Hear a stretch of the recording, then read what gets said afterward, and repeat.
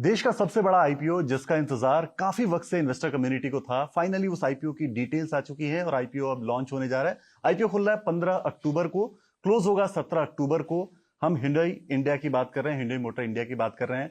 IPO का size जो है वो 27,000 करोड़ से ज्यादा का है। आईपीओ की सारी डिटेल्स को समझेंगे, कंपनी आईपीओ इस वक्त क्यों लेकर आई है, ग्रोथ के क्या प्लान्स हैं और आगे क्या ट्रिगर्स हैं जो कंपनी की ग्रोथ को कंटिन्यू करेंगे, ये सारी चीजें समझेंगे। मेरे साथ कंपनी के चीफ ऑपरेटिंग ऑफिसर मिस्टर तरुण गर्ग हैं। सर, बहुत स्वागत है आपका एनडीटीवी प्रॉफिट पर। और जो सबसे जरूरी चीज है वो ये समझना कि इस वक्त जो आप आईपीओ लेकर आए हैं, मैं ये समझना चाहता हूं कि आप काफी लंबे समय से हैं, 3 दशक से हैं। आईपीओ की टाइमिंग आपने अभी कैसे सेलेक्ट की, अभी क्यों सेलेक्ट की, और क्या आपका जो सफर रहा है वो कैसा रहा है अब तक? नहीं, बहुत ही शानदार सफ़र रहा है। हमें 26 साल से ज़्यादा इस देश में बिज़नेस करते हुए हो गए हैं और आप देखिए कंटिन्यूसली हमने ग्रोथ किया है और अपनी कैपेसिटी एक्सपैंड करते रहे हैं। अपना मार्केट शेयर एक बहुत ही स्ट्रॉन्ग सेकंड बिगेस्ट प्लेयर हम रहे हैं पिछले बहुत सालों से। डोमेस्टिक और एक्सपोर्ट दोनों मार्केट्स पे हमने फोकस किया है। इनफैक्ट ये भी एक हमारी एक बहुत ही एक अप्रोच रही है। इसके अलावा अगर आप देखेंगे हमेशा बेंचमार्क रेस करने की कोशिश की है।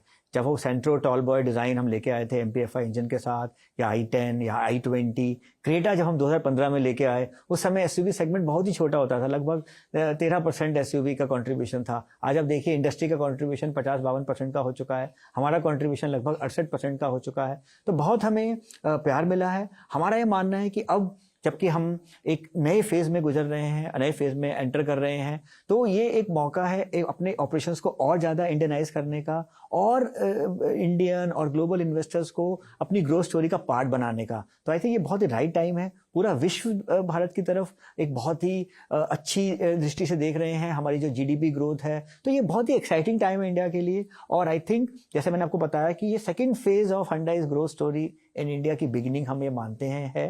अब कैपेसिटी एडिशन हो रहा है पुणे प्लांट के द्वारा 2.5 लाख का, जो कि हमारी कैपेसिटी को भी लगभग 11 लाख के आसपास पहुंचा देगा। तो बहुत ही राइट टाइम है ये आईपीओ का। बिल्कुल। आपने बात कही कि आप सेकंड पे हैं लगातार बने हुए। आपने 1996 में एंट्री की थी इंडिया में, 1998 में आप सेंट्रो लेकर आए, लगातार आप सेकंड पर बने रहे और काफी लंबे समय तक, आप पिछले काफी लंबे समय से आप सेकंड पर बने हुए हैं। मैं समझना चाहता हूं कि इस दौरान जब कई कंपनियां बाहर से आई इंडिया के कॉम्पिटिटिव मार्केट में और उन्हें बाहर भी जाना पड़ा, और उस पूरे फेज के दौरान आप टिके रहे, नंबर 2 पे भी बने रहे लंबे समय तक। सीक्रेट या स्ट्रेटजी कहूं वो क्या है कंपनी का? तो देखिए, मैं बाकियों के बारे में तो मैं नहीं कुछ कहना चाहूँगा, लेकिन मैं ये कहूँगा कि हमारे अगर आप सीक्रेट की बात करें तो हमने बहुत रिस्पेक्ट किया है हमेशा इंडियन कस्टमर को, हमेशा इंडिया सेंट्रिक प्रोडक्ट लाने की कोशिश की है। ऐसा नहीं किया कि हाँ भाई एक प्रोडक्ट ग्लोबल है उसी को ही ऐसे कैसे ला दें। तो सेंट्रो को भी हमने बहुत सोच समझ के लेके आए थे। आप और भी प्रोडक्ट देखते हैं जो कि वेन्यू हो, क्रेटा हो, एक्स्टर हो, तो बहुत ज़्यादा इंडियन मार्केट के हिसाब से लाया गया है। दूसरा, हमने हमेशा बेंचमार्क रेस करने की कोशिश किया है कि जैसे अब एडास है, तो आज हमारे 13 में से 8 मॉडल्स में एडास है और उसका पेनिट्रेशन भी बढ़ रहा है बिकॉज सेफ्टी बहुत इंपॉर्टेंट हो चुका है। तो हमने हमेशा अपनी ग्लोबल प्रैक्टिसेस, ग्लोबल जो हमारे HMC की कैपेबिलिटीज़ हैं उनका इस्तेमाल किया है। एट द सेम टाइम अपने जो ईयर्स हैं वो ग्राउंड पे रखे हैं और इंडियन मार्केट के हिसाब से हमने आगे बढ़ने का प्रयास किया है। फिर हमने एक क्वालिटी ऑफ ग्रोथ में बिलीव किया है कि ना सिर्फ वॉल्यूम और मार्केट शेयर, बल्कि एक ओवरऑल हेल्दी रूप से कंपनी को बढ़ा सकें। आई थिंक ये भी एक बहुत बड़ा कारण है। और एक जो अगला कारण है वो ये है कि जो मैन्युफैक्चरिंग और क्वालिटी स्टैंडर्ड्स हैं वो हमें HMC ग्रुप की वजह से बहुत हमें उसमें हमें सहयोग मिलता है। और लास्ट है कि लोकलाइजेशन भी हमने शुरू से एक बहुत अच्छा रहा है। तो आई थिंक इन सब कारणों की वजह से हम इस देश में सफलता पाए हैं हमने। और हमारा ये मानना है कि अब आईपीओ के द्वारा, जैसे आपको बताया मैंने, हम इस सफलता को आगे भी कंटिन्यू कर पाएंगे। बिल्कुल। आपने एक बात कही कि आप ईयर्स जो है वो ग्राउंड पे रखते हैं, यानी आप खबर रखते हैं मार्केट की। तो निश्चित तौर पे आप ये देख रहे होंगे कि टाटा मोटर्स और M&M जो आपके पेयर कॉम्पिटिटर्स हैं वो अपना गेम अप कर रहे हैं, काफी तेजी से लॉन्चेस कर रहे हैं, वो ईवीज की तरफ भी बढ़ रहे हैं। सो अब जो आपकी नंबर 2 की पोजीशन है उसके लिए कंपटीशन आपको थोड़ा बढ़ता हुआ दिख रहा होगा। इसके लिए आपकी क्या प्रिपरेशन है जिसकी वजह से आप कॉन्फिडेंट खुद को फील कर रहे हैं कि आप ये पोजीशन कंटिन्यू कर पाएंगे? नहीं, ये जैसे आपको हमने बताया कि पिछले 26 साल से हम सक्सेसफुली यहाँ पे रहे हैं और हमारा मानना है कि एज लॉन्ग एज आपके फंडामेंटल स्ट्रांग है तो आपको सक्सेस मिलती है। तो हम कंटिन्यूसली उन फंडामेंटल्स पे, चाहे वो इंडिया कनेक्ट है, चाहे वो नए सेगमेंट्स में एंट्री है, अब ईवी जैसे है, आप देखिए क्रेटा ईवी के द्वारा हम ईवी सेगमेंट में मैस वॉल्यूम ईवी सेगमेंट में एंटर कर रहे हैं। उसके बाद हमने जैसे अपने आरएसपी में बताया है 3 और प्रोडक्ट्स ईवी में आएंगे, तो वो एक नई अपॉर्चुनिटीज हमारे लिए थ्रो करेगी। नई कैपेसिटी जो हमारे लिए आ रही है 2.5 लाख की, वो हमें अगेन मौका देगी। हम ऑफ कोर्स एक इमर्जिंग मार्केट्स के लिए एक्सपोर्ट हब इंडिया को मानते हैं। तो आई थिंक ये सब चीज़ें हमें एक सस्टेनेबली ग्रो करने में मदद करेगी, जैसे कि हम पिछले 3 दशकों में लगभग सक्सेसफुल रहे हैं। हमारा मानना है कि इन स्ट्रैटेजीज के द्वारा और नई नई अपॉर्चुनिटीज़ को हमेशा अपना जो है ईयर्स टू द ग्राउंड को रखते हुए हम जो है growth with quality with profit हम मेंटेन कर पाएंगे। बिल्कुल, नई कैपेसिटी की भी बात करेंगे, लेकिन आपने क्रेटा का जिक्र किया, तो क्रेटा का रेवेन्यू शेयर में देख रहा था तो करीब करीब 30% के आसपास का सेल्स के हिसाब से शेयर है। सो क्या आप इस सेगमेंट में, चूंकि क्रेटा एक सक्सेसफुल मॉडल रहा है आपके लिए, तो क्या इस सेगमेंट में आप और कोई लॉन्चेस की तैयारी कर रहे हैं 10 लाख के ऊपर के सेगमेंट में? देखिए, मैं नए मॉडल्स के बारे में तो नहीं बताना चाहूँगा, लेकिन मैं ये बोलना चाहूँगा कि क्रेटा की कंटिन्यूअस ग्रोथ आप देखिए, क्योंकि हमने हमेशा कभी ये नहीं सोचा कि हाँ भाई ये बहुत अच्छा कर रहा है, अब हमें आगे कुछ नहीं करना चाहिए। नहीं, आप देखिए इस बार भी जब हम इसका फेसलिफ्ट लेके आए, हमने बहुत चेंजेस किए, जिसकी वजह से हमें फिर दोबारा से डबल डिजिट ग्रोथ मिली है। लास्ट ईयर भी डबल डिजिट ग्रोथ थी। आज क्रेटा बहुत ही एक सक्सेसफुल मॉडल है, और ऐसा नहीं है कि हम एसयूवी सेगमेंट में और लॉन्चेस नहीं कर रहे हैं। आपने देखा एक्स्टर, हमने एंट्री एसयूवी सेगमेंट में एक्स्टर को लॉन्च किया, जो कि हमें बहुत सक्सेसफुल मिले हैं। उसके अलावा हमने अब जी डुअल सीएनजी सिलेंडर हमने एक्स्टर में लॉन्च किया है, उसका हमें बहुत ही प्रोत्साहन मिल रहा है। वेन्यू में हमने कुछ वेरिएंट्स में नया सनरूफ हमने इंट्रोड्यूस किया है। तो हम कुछ ना कुछ एक्साइटमेंट कस्टमर के लाते रहते हैं। आपने नए प्रोडक्ट्स की बात की, हम मानते हैं कि कहीं ना कहीं अपॉर्चुनिटी होगी, और हम उन अपॉर्चुनिटीज को हमेशा एक बड़ी ही सूक्ष्म नजर रखते हैं। अल्काज़ार फेसलिफ्ट के द्वारा हमें उस सेगमेंट में भी ग्रोथ करने का मौका मिलेगा, और आगे हम देखेंगे जहां पर भी अपॉर्चुनिटीज होंगी, जैसा कि हम हमेशा करते रहे हैं पास में भी, जहां भी अपॉर्चुनिटी मिलेंगी हम आगे मॉडल लॉन्च करते रहेंगे। लेकिन इस समय मुझे एग्जैक्ट मॉडल लॉन्चेस के जो है मैं नहीं बात करना चाहूंगा। बिल्कुल, एग्जैक्ट मॉडल मैं आपसे नहीं जान पाया, लेकिन ठीक है, इस पे आगे बढ़ते हैं। ईवी जो है वो टॉक ऑफ द टाउन है और टॉक ऑफ द मार्केट है, उस पर आपकी क्या तैयारी है? क्योंकि आपके कॉम्पिटिटर्स काफी हैविली इस पे जा रहे हैं, काफी वो लॉन्चेस कर रहे हैं, वो एंट्री लेवल के सेगमेंट में भी ईवी लेकर आ रहे हैं। सो आप इसको लेकर क्या प्लान कर रहे हैं आगे? देखिए, अगर आप देखते हैं भारत जो है अभी अर्ली स्टेज ऑफ इलेक्ट्रिफिकेशन में है।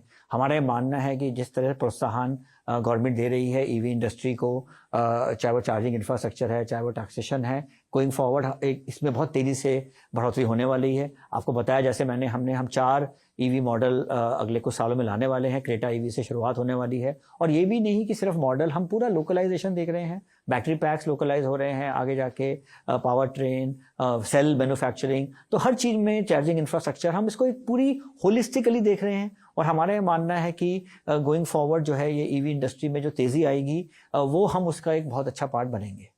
बिल्कुल। कैपेक्स की तरफ मैं जाना चाहता हूँ कि कैपेक्स को लेकर आपके अगले 2-3 साल के लिए क्या प्लान है? आप कोई नए प्लांट्स लेकर आ रहे हैं? कैपेसिटी एडिशन आप कैसे कर रहे हैं अगले?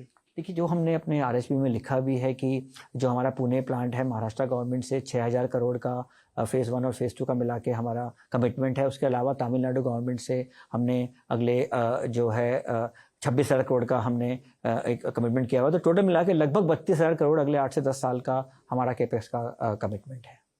बिल्कुल। एक सवाल जो बड़ा इंपॉर्टेंट है एक्सपोर्ट के लिहाज से, क्योंकि आप एक्सपोर्ट काफ़ी करते हैं, ऑलरेडी आप काफ़ी सारे देशों में एक्सपोर्ट कर रहे हैं, क्या इसमें आप और अपॉर्चुनिटीज देख रहे हैं? क्या आप एक्सपोर्ट का जो अपना रेवेन्यू शेयर है इसको और बढ़ाने के बारे में प्लान कर रहे हैं और इस पर कुछ काम कर रहे हैं? देखिए, हमने शुरू से ही एक्सपोर्ट पे कोई बहुत फोकस एरिया बनाया है, क्योंकि जैसे आपको बताया मैंने, Hyundai मोटर ग्रुप जो कि 3rd बिगेस्ट अब ऑटो OEM बन चुका है वर्ल्ड में, 190 देशों में वो है, और हम भी यहाँ से 80 से ज़्यादा देशों में एक्सपोर्ट करते हैं। तो अगर आप मिडल ईस्ट देखते हैं, लैटिन अमेरिका देखते हैं, सेंट्रल अमेरिका देखते हैं, एशिया देखते हैं, अफ्रीका देखते हैं, तो अपॉर्चुनिटीज़ हैं। और इंडिया की जो कैपेबिलिटीज़ हैं और इंडिया की जो इकॉनमी है और जो हमारे प्रोडक्ट्स हैं वो काफ़ी सिमिलर हैं। तो हमारे मानना है कि ये हमें अपॉर्चुनिटीज बढ़ेंगी, और अब जबकि हमारे पास एडिशनल कैपेसिटी भी आएगी, और जैसे जैसे हम लॉन्चेस करते हैं डोमेस्टिक मार्केट में, उनको हम एक्सपोर्ट मार्केट के लिए भी देखते हैं। तो इसके द्वारा हम एक एक्सपोर्ट और डोमेस्टिक में साथ साथ हम जो है वो ग्रोथ देख पाएंगे। और ये जो 80-20 का मिक्स है, ये एक बहुत ही हेल्दी मिक्स है, जो कि हम ऑफ कोर्स डिपेंड करेगा कि भी किस तरह की इकोनॉमिक सिचुएशन है, किस तरह की जियोपॉलिटिकल है, बट हम हमेशा एक्सपोर्ट्स पे भी, जैसे हमने पिछले 26 सालों में किया है, आगे भी फोकस रखना चाहेंगे। बिल्कुल। एक आखिरी सवाल मैं मार्जिन पे रखना चाहता हूँ। एबिटा मार्जिन मैंने देखा कि जो बाकी पेयर्स हैं उनके मुकाबले काफी बेहतर रहा है आपका।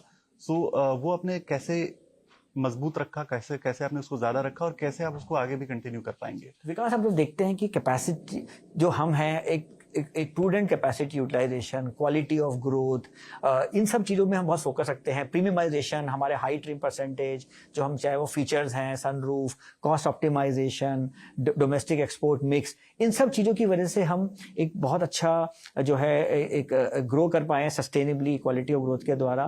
तो ये भी हम आगे कंटिन्यू करना चाहेंगे। एबिटा मार्जिन 13% प्लस के जो हमने मार्जिन प्राप्त किए हैं, आई थिंक ग्लोबली देखिए या पीयर्स देखिए, एक बहुत ही हेल्दी मिक्स है। तो हमारा मानना है कि इन सब एफर्ट्स में इस डायरेक्शन से अगर हम चलेंगे तो हम आगे भविष्य में भी अच्छे मिक्स पा पाएंगे।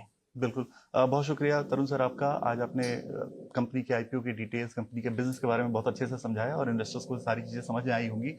एक बार आईपीओ की डिटेल्स मैं आपको बता दूं कि हिंडे इंडिया का आईपीओ जो है वो 15 अक्टूबर को खुल रहा है, 17 अक्टूबर को क्लोज होगा। जो प्राइस बैंड रखा गया है वो 1865 रुपए से 1960 रुपए का रखा गया है। और अगर अपर प्राइस बैंड के हिसाब से देखें तो ये आईपीओ का साइज करीब 27,000 करोड़ से ज्यादा का बनता है, जो अब तक देश का सबसे बड़ा आईपीओ है अभी तक के वैल्यू के हिसाब से।